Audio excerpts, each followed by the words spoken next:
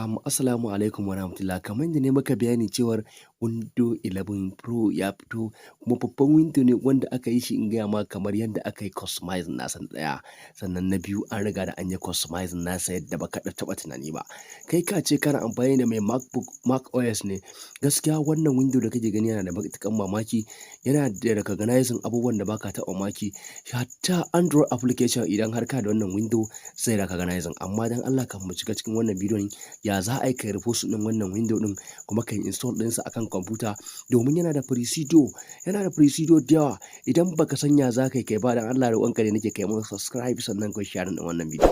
Sannan na ɗaya, idan baka sanya za kai customizing ɗin wannan window ba kuma ka san wacce kwamfuta ne ya kamata kai install ɗinsa ba, zai matuƙar baka wahala matuƙar baka ba. Idan ka duba da kyau ai ga wannan window 10 daga window 11 Pro na fitar da shi, dan haka ka bi ni a cikin wannan bidiyon kaga ta yaya zan bi na ɗaya, ta yaya zan yi na biyu, ta yaya zan yi na uku, wannan procedure na bi na install ɗin wannan window. Dan haka ka bi ni a ciki, zan fara baka okay, kamar yadda na nuna maka a bidiyon mu na farko da muka tsaya akan rufusun ba mu da enough space. So yanzu mun riga da mun samu fly 16 gigabyte.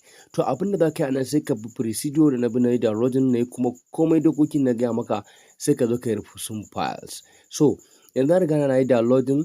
Yanzu abin da zan yi, na riga na saka USB na, ka gani ina da 16 gigabyte. To tun ina da 16 gigabyte, abin da ya kamace nan yi anan gurin just format. Zan zo in ƙara formatting ɗinsa saboda mana so ya bani problem ko kuma wani virus a cikinsa.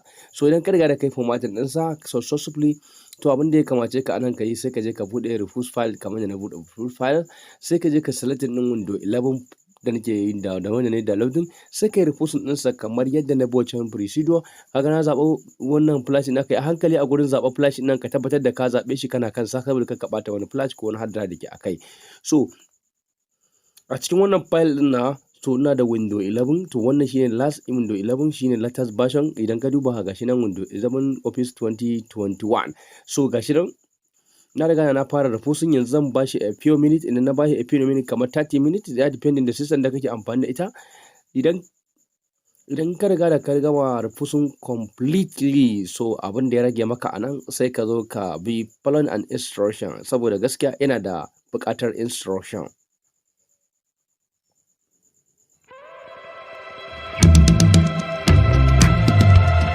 Okay, ta 30 minutes dai ko kuma zuwa minti 20 ko kuma awa ɗaya, depend da system da kake amfani. Kaga ya ce min get ready, ina nufin na riga da na yi install ɗin successfully. To abin da zan yi a nan gurin yanzu sai in zo in yi combination files, combination boot cam.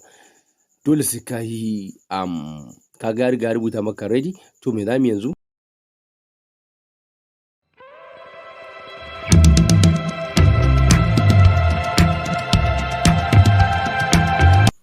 Kamar yadda muka bayani a nan, za ka zo kai combination files. Abin da nake so da kai a nan, za ka zo kai combination files. Ya ake ana combination files? To ina da so da buƙatar ka shiga daidai inda aka rubuta my computer, sannan ka jona flash ɗin da kai refusing, sannan ka nemi window 10 wanda kai refuse a cikin flash. To ka gani ina da window guda biyu, ma'ana ga window 11 Pro sannan ga kuma window 10. Wannan shine ainihin window 11, ka gan shine mai 16 gigabyte. So shi kuma wancan na sama shine mai 3.20 gig, abin da zai bani. So abin da idan na buɗe wannan folder da na refuse, na riga na refuse, na saka flash ɗin guda biyu, na yi refuse ɗin window 11 sannan kuma sai na zo na refuse ɗin window 10. To bari ka ga dabara, saboda idan baka yi combination ɗin nan ba, wata system ɗin ba za ta iya ta yi ba, za ta riga gaya maka TP ɗin ya waye sauran requirement ba za ka iya ka skipping ba. To wannan ina so ina maka dabara za ka yi. To kaga na riga na buɗe ba, nan akwai boot, kaga nan ma yana da boot. Da na riga na buɗe nan, wannan shine window 10, nan kuma window 11. So bari ka gani, zan kwafi wannan boot na window 10, sai zo in haɗa shi da wannan boot na window 11, sai in ƙara shi a cikin nan window. Kaga lokacin da na je ina son yi, ka gani fast, na yi copy dan yi fast. To kaga zai shiga yanzu successfully, gashi na kokarin shiga. To tunda ya riga ya shiga yanzu, bari mu je ya taya za mu yi ko mu install ɗin ainihin window 10 Pro. Sannan ka bi mu a cikin bidiyo. Kamar yadda ne maka bayani a cikin bidiyo cewa lallai akwai process da yawa. Wannan ya kira TPM IC chips. So ya kasance lallai ka yi karanta procedure sannan aka ƙara cewa what is Tpm chips. TPS is macro system upgrading Windows 11 operating system. Yana da requirement din wannan dole ka san me ake ciki, dole ka nemo Tpm chips.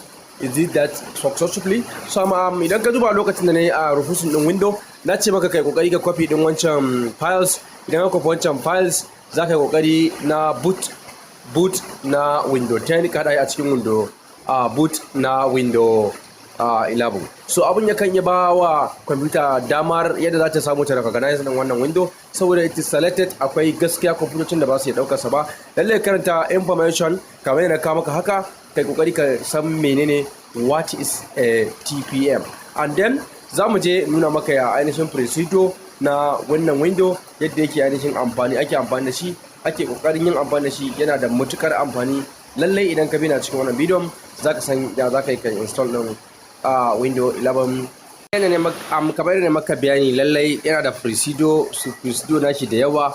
Lallai ka tabbatar da baka saba komai da a cikin abin da na nuna maka ba, saboda bidiyo dole ta muku tsayi, domin me wannan bidiyo wannan window ya zo da wasu abubuwan da window ba su zo da shi ba. Dole sai ka yi follow instruction. In ka bi instruction sai ka install din wannan window daidai yadda ya kamata. Kai dai kawai ka bi abin da na yi a bidiyo na ɗaya, sannan kuma ka bi abin da na yi a wannan bidiyo na biyu. Sannan bidiyo zai kasance maka da tsayi, sai dai ka haƙuri, saboda in kana so ka nemi wani abu lallai sai ka kasance mutum mai haƙuri, kuma sai ka riga da ka operating system. Idan ka zo da kyau, wannan ina a cikin window 11 ne. Kaga a cikin wannan window 11 na riga na shiga a ciki. Kaga yadda nake ta ainihin operating ɗinsa, yana da abubuwan da suna da ban mamaki. Idan ka zo da kyau, ga inda na rubuta ba shi ne ainihin account ina da na riga da install ɗin wannan window. So lallai ka kasance kai ma in zaka install ɗin wannan window, kai create ɗin username naka, ko kuma kai create ɗin account ɗinka. So amma wannan window ya zo da abubuwan da window ba su zo da shi ba. Idan har kai install ɗin wannan window, lallai za ka tabbatar cewa Microsoft sun riga da sun yi latest update. Gaskiyar lamari, latest update da suka yi ba karamin latest bane ba, yana ba da ma'ana. Irin wannan da kake gani duk ainihin configuration ko kuma ce ma settings da zaka shiga ka gane cewa an riga da an yi haka. So kamar da maka bayanin cewa haka, idan dai har ka san bidiyo na fa ya riga ya burge, kana da bukatar kai man subscribing, sannan ka share din wannan bidiyon dan Allah, saboda kowa ya amfana. So na ɗaya abin da nake so nuna maka ba, ka kasance da kana kallon yadda nake operating din wannan window, kuma ya kasance ka tabbatar da cewa ka bi procedure tun daga farko da na gaya maka har ƙarshe, kar ka yanke ko ɗaya. Yanzu bara mu kokari mu shiga cmd command. Idan muka shiga cmd command, mu ga ainihin information na wannan computer, sannan mu ga ya ainihin information nasu yake a cikin wannan. Kada dai ka manta kana aiki wani hana engineering arewa computer. Lallai ka kasance da kai mana subscribing, kuma sannan kai mana share din wannan bidiyon dan Allah, saboda kowa ya amfana.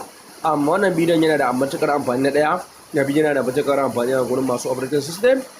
Sannan ina mai tabbatar mana da cewa mutane idan har sun ga wannan bidiyon da kake gani gashi ina ainihin operating ɗinsa, zai matuƙar ba su amfani. Na ɗaya zai ba su amfani. Na biyu, sannan kuma su ji daɗin amfani da wannan window, saboda mai gaskiya ba kowa zai iya saka window 11 ba, tana da requirement da yawa. So ni zan yi nuna maka za ka yi customizing, ma'ana ka yi customizing, ka kirkire wani abin da ba shi ba. Yawa, idan ka kirkire shi kamar haka, so insha Allah zai riga da ya shiga a computer da kake so ka amfana da shi, saboda ba kowa zai iya install din wannan window ba. Amma dan Allah na ƙara gaya maka, in dai har ka san bidiyon nan na farko ya burge ka, na biyu ka san da cewa kuma abin da aka yi ya ba da ma'ana, to roƙonka nake da kai sharing din bidiyon kowa ya samu, ko ba gane ba, saboda bidiyon za ta iya baka matsala idan har baka bi daidai ba. In kuma ka ce za ka kubcewa dokoki, ba za ka iya ka install ɗinsa ba. So abin da nake so da kai a nan gwamnati shine ka kasance da ni a cikin wannan bidiyon tun daga farkon shi har ƙarshe. Zan kokarin nuna maka yadda abubuwan suke. In ka zo da nan gwamnati na cikin cmd command, ina bawa window na command da ya fitar min da abubuwa da yawa, yana ta fitar min da information akan system ɗina. So ga sunan su ne da nake taimaka makin kamar haka.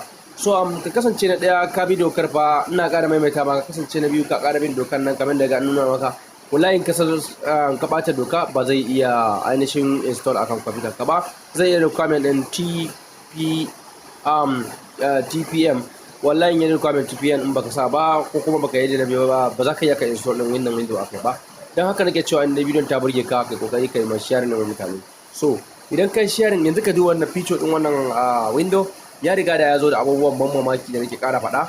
Zan cika bidiyo in je nuna maka ya za ka yi ka install ɗinsa. Sakamakon bidiyo ana complain yayi tsayi, dole ne in bar bidiyo in yi shi part 3. Wannan bidiyon zai kasance min bidiyo part 2 kenan. Na riga da na downloading a part 1, na je zan yi repost ban da space, na je na samu space kuma yanzu na riga na yi reposting. Yanzu abin da ya rage min wanda kalar system ne da wanda system ne za ta yi recognizing. Abin da take kawai comparing take da bukata shine da kasance system ɗinka yana da Tpm chip IC chips. So abin da nake so in gaya maka a nan gurin, wannan bidiyon ta gudanar maka da cewa ya za ka yi kabi doka kuma haka yadda feature ɗin suke. So sai abin da ya rage maka kai install ka fara operating ɗin system na Windows 11. So abin da za ka yi sai ka bi wannan bidiyon ka ga yadda na yi summarizing ɗin wannan abin, kuma ya aka yi na shi kuma ya aka yi na install ɗinsa. Don haka dai wannan feature ɗin ina ƙara gaya ma na wannan window ya zo da abin da window bai zo da shi ba. Don haka za ka bi ni a cikin bidiyo na 1, ka bi ni a bidiyo na 2, sannan ka bi ni a bidiyo na 3. Don haka a ƙarshen wannan bidiyon zan ce sai mun haɗa kai bidiyo na 3 ya za ka kai install ɗinsa akan computer.